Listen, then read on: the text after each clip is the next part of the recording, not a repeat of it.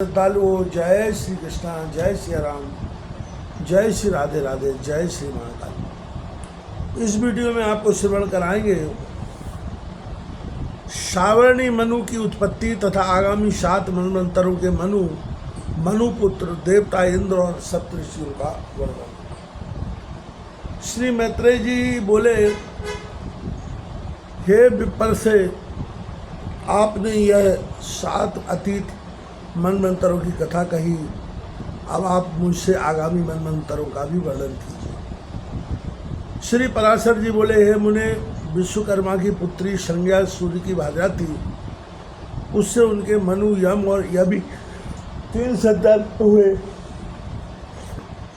कालांतर में पति का तेज सहन न कर सकने के कारण संज्ञा छाया को पति की सेवा में नियुक्त कर स्वयं तपस्या के लिए वन को चली गई।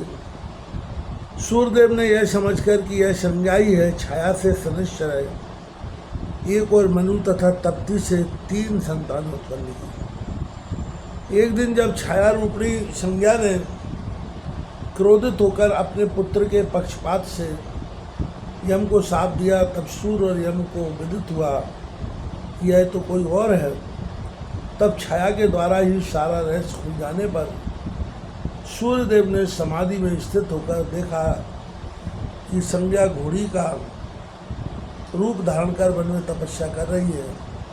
अतः उन्होंने भी अश्वरूप होकर उसमें 2 अश्विनी कुमार और रेता श्राव के अनंतर ही रेवंत को उत्पन्न किया। फिर भगवान सूर्य संज्ञा को अपने स्थान पर ले आए तथा विश्वकर्मा ने उनके तेज को शांत कर दिया।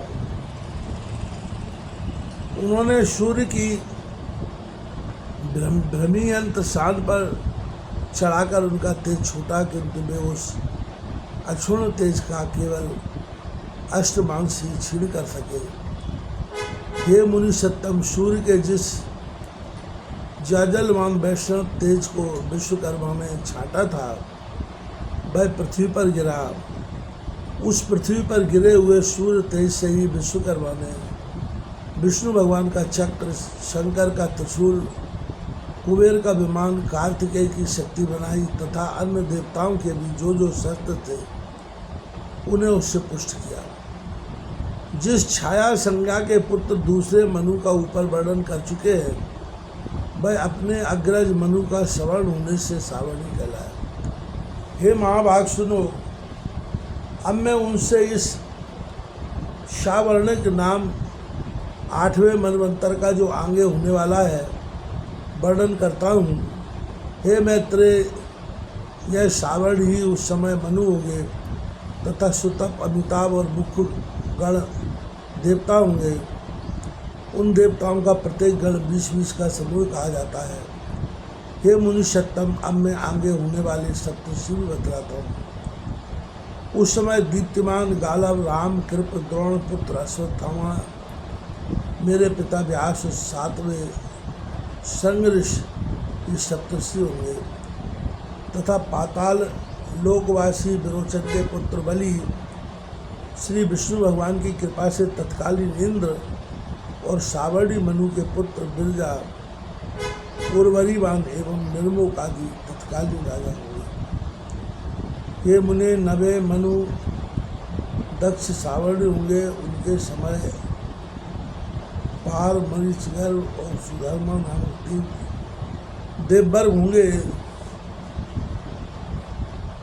जिनमें से प्रत्येक वर्ग में 12-12 देवता होंगे तथा हे द्विज, उनका नायक महापराक्रमी अद्भुत नामक इंद्र होगा। श्रवण, द्युतिमान, भव्य, वसु, मेधातिथि, ज्योतिष्मान और 7वें सत्य, ये उस समय के सप्तऋषि होंगे तथा धृतकेतु, दीप्तिकेतु, पंचहस्त, निरामय और पृथुश्रवा आदि दक्ष सावर्णी मनु के पुत्र होंगे। हे मुने, 10वें मनु ब्रह्मा सावर्णी होंगे। उनके समय सुधामा और विशुद्ध नामक 100 देवताओं के 2 गण होंगे।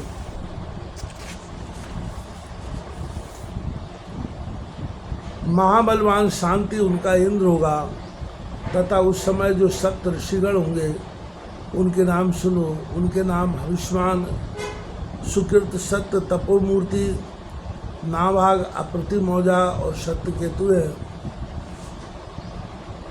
उस समय ब्रह्म सावर्णी मनु के सुक्षेत्र, उत्तमोजा और भूरिशैल आदि 10 पुत्र पृथ्वी की रक्षा करेंगे। 11वां मनु धर्म सावर्णी होगा।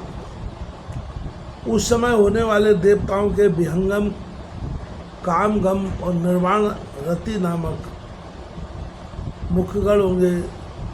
इनमें से प्रत्येक में 30-30 देवता रहेंगे और वृष नामक इंद्र होगा।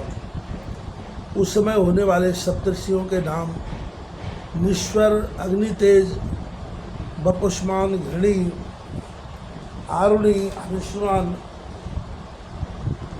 और अनग हैं तथा धर्म सावर्णी मनु के सर्वत्र सुधर्मा और देवानीक आदि पुत्र उस समय के राज्याधिकारी पृथ्वीपति होंगे। रुद्रपुत्र सावर्णी 12वां मनु होगा। उसके समय ऋतुधामा नामक इंद्र होगा तथा तत्कालीन देवताओं के नाम ये हैं, सुनो। हे दुज, उस समय 10-10 देवताओं के हरित, रोहित, सुमना, सुकर्मा और सुराप नामक 5 गण होंगे। तपस्वी, सुतपा, तपोमूर्ति, तपोरति, तपोधृति, तपोधुति तथा तपोधर, ये 7 सप्तऋषि होंगे। अब मनु पुत्रों के नाम सुनो। उस समय उस मनु के देवबान, उपदेव और देवश्रेष्ठ आदि महावीरशाली पुत्र तत्कालीन सम्राट होंगे। हे मुने, 13वां रुचि नामक मनु होगा। इस मनवंतर में सुतरामा, सुकर्मा और सुधर्मा नामक देवराज होंगे। इनमें से प्रत्येक में 33-33 देवता रहेंगे तथा महाबलवान दिवसपति उनका इंद्र होगा। निर्मोह, तत्वदर्शी, निष्प्रकम, नृतुशुक और ऋतुरान, अव्यवसुतपा, ये तत्कालीन सप्तऋषि होंगे। अब मनु पुत्रों के नाम भी सुनो। उस मन्वंतर में चित्रसेन और विचित्र आदि मनु पुत्र राजा होंगे। हे मैत्रेय, 14वां मनु भौम होगा। उस समय शुचि नामक इंद्र और 5 देवगण होंगे। उनके नाम सुनो। वे चाक्षुष, पवित्र, कनिष्ठ, भ्राजिक और वाचा वृद्ध नामक देवता है। अतः तत्कालीन सप्तऋषियों के नाम भी सुनो। उस समय अग्निर्बाहु, शुचि, शुक्र, मगा, मागध, अग्निक युक्त और जिते सप्तऋषि होंगे। अब मनु पुत्रों के विषय में सुनो। हे मुनि, शार्दुल कहते हैं, इस मनु के उरु और गंभीर बुद्धि आदि पुत्र हुए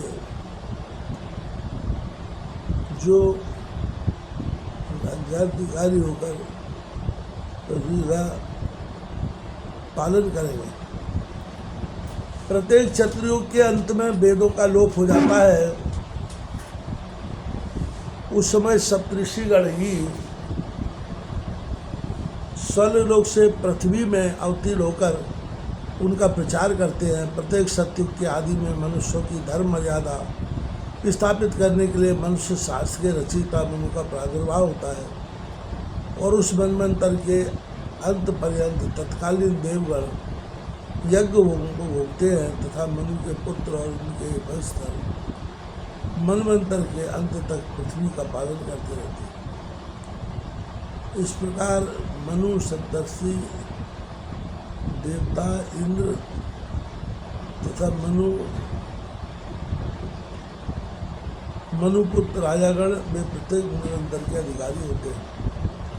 हे दुज, इस 14 मनवंतर के बीत जाने पर एक सहस्त्र युग रहने वाला कल्प समाप्त हुआ कहा जाता है। हे साधु श्रेष्ठ, फिर इतने ही समय की रात्रि होती है। उस समय ब्रह्मरूपधारी श्री विष्णु भगवान प्रलयकालीन जल के ऊपर शेष शैया पर शासन करते हैं। ये विप्र तब आदि करता सर्वव्यापक सर्वभूत भगवान जनार्दन संपूर्ण त्रिलोकी का ग्रास कर अपनी माया में स्थित रहते हैं। फिर प्रलय रात्रि का अंत होने पर